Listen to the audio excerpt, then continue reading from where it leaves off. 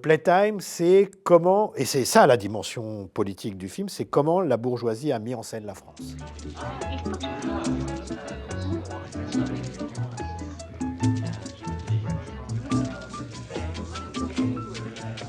Eh bien, restez pas là, il n'y a rien à voir alors.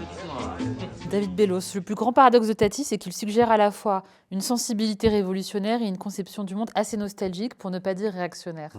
C'est un peu ça, cette tension entre eux. C'est pas très lisible.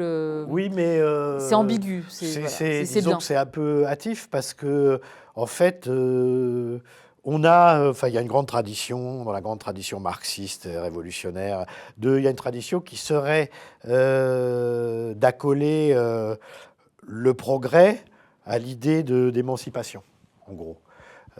Mais en fait, il y a des lignes de Marx et surtout d'Engels qui incitent à nous méfier de l'idée de progrès parce que c'est une idée bourgeoise aussi. Hein.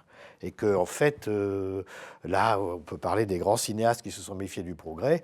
Le plus grand, c'est Jean Renoir, qui a mis en lumière la dimension idéologique et bourgeoise de l'idée de progrès. Et que, en fait, c'est une illusion de penser que le progrès est forcément révolutionnaire. Donc, la critique du progrès par Tati, pour moi, elle est révolutionnaire.